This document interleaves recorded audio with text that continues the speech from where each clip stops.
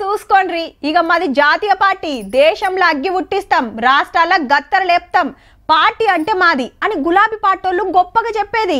దేశమంతా మా పార్టీనే కాయిషేస్తుందని తెలంగాణ రాష్ట్ర సమితిని భారత రాష్ట్ర సమితి అని మార్చుకున్నారు ఇటు బీజేపీ గ్రూపులో చేరం అటు కాంగ్రెస్ గ్రూపులో ఉండం మేమే కొత్త గ్రూపు కడతాం అందరు మా కాడికే వస్తారని కూడా చెప్పిండ్రు ఇదంతా ఓ 8 నెలల కిందటి దాకా మరి ఇప్పుడేమంటుండ్రో ఇనుండ్రి అందరం కలిసి కొన్ని రాష్ట్రాలకు పోదాం అనుకుంటున్నాం ముఖ్యంగా ప్రాంతీయ పార్టీలు డిఎంకే కావచ్చు బీజేడీ కావచ్చు టీఎంసీ కావచ్చు ఇతరత్ర వాటిని అధ్యయనం చేయడానికి పోవాలనుకుంటున్నాం సెప్టెంబర్ లో ఆ పని చేస్తాం గదన్నట్టు తమిళనాడు పోయి డిఎంకే అన్నా డిఎంకే కర్ణాటకకు పోయి జేడీయూ ఒరిస్సాకు పోయి బీజేడీ బెంగాల్ కు పోయి టీఎంసీ మహారాష్ట్రకు పోయి శివసేన ఎన్సీపీ ఉత్తరప్రదేశ్ కు పోయి ఎస్పీ బీఆర్ కు పోయి ఆర్జేడీ జార్ఖండ్ పోయి జేఎంఎం పార్టీల పెద్దలను కలిసి పార్టీని ఎట్లా నడపాలి ఎట్లయితే పబ్లిక్ లో పతార పెరుగుతుందనే సలహాలు తీసుకుంటారట మరి మన పక్క రాష్ట్రానికి సుధా పోతారా సారు 40 years నుంచి ఉంది తెలుగుదేశం వైఎస్ఆర్సీపీ కూడా I think it's about 15 year old now. So I'm sure there are things that we can learn from them as well. వారేవా ఏ పార్టీలకు వెళ్ళి బయటకు వచ్చి కేసీఆర్ సార్ కొత్త పార్టీ పెట్టిండో ఇప్పుడు అదే పార్టీ సలహాలు తీసుకుంటాడట బీఆర్ఎస్ కంటే 10 ఏళ్ళు చిన్నదైనా వైసీపీని కూడా కలుస్తారట బలగం పెంచుకోవాలంటే ఏం చేయాలని అంటే మొన్నటిదాకా గాలి మోటార్ వేసుకొని పోయి మాతోటి చేతులు కలిపితే ఢిల్లీలో చక్రం తిప్పుతాం మన తడాకా చూపిద్దామని తిరిగితే ఇప్పుడు వీళ్ళ పార్టీని కాపాడుకుంటానికే ఆ పార్టీలను కలవాల్సిన కథ అయిందన్నట్టు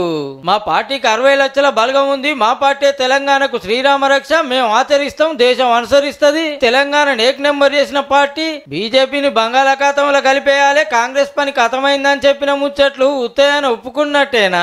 నా గుండెల్లో తెలంగాణ ఉంటది తెలంగాణ ప్రజల గుండెల్లో కేసీఆర్ ఉంటాడు మీ పార్టీ మీ ఇష్టం ఎవరినన్నా కలువురి ఏ సలహాలన్నా తీసుకోర్రి కానీ 23 ఏళ్ళుగా మీ పార్టీని చూస్తున్నోళ్ళం కాబట్టి మేము కూడా 2 మాటలు చెప్తాం తెలంగాణ కోసం అని పెట్టి పార్టీ పేర్లకెళ్లే తెలంగాణ పదం కత్తిరించుకుంటురి పార్టీ పెట్టిన కాంచి బాపే ప్రెసిడెంట్ సీఎం సీట్ వచ్చినా ఈ సీట్లకెళ్ళి అయితే దిగాడు సీనియర్లు శీతం మంది ఉన్నా మీరు ఒక్కలే వర్కింగ్ ప్రెసిడెంట్ మీ సంతన్నది పార్టీలో పెత్తనం మీ చెల్లె మీ బావ అంతా మీ ఇంటి పార్టీ లెక్క అయింది ప్రతిపక్షం ఉండొద్దని అందరిని గుంజుకొని ఫస్ట్ కంచి ఉన్నోళ్ళని పక్కకు నూకుతిరి జిల్లాకో పార్టీ ఆఫీస్ మంచిగానే కట్టుకుంటారు గాని కార్యకర్తల కన్నా ఇల్లు కట్టలే మీదికెళ్ళి కింది దాకా కమిటీలు ఉన్నట్టే గాని కార్యకర్తలను దగ్గరికి రానియరు ఎవ్వరు చెప్పేది వినరు సీఎం సీట్లు ఉంటేనే అసెంబ్లీకి పోతా లేకుంటే డుమ్మాలు కొడతా అంటే ఎట్లా ఏ రాష్ట్రంలో అయినా ఏ ప్రతిపక్షం లీడర్ అయినా పక్కా అసెంబ్లీకి వస్తారు సర్కారును గడిగి పారేస్తారు పార్టీ అధ్యక్షుడిని కలవాలంటే ఇంటికో ఆఫీస్కో పోతారు కానీ మన కాడనేమో ఫామ్ హౌస్ కు పోవాలన్నా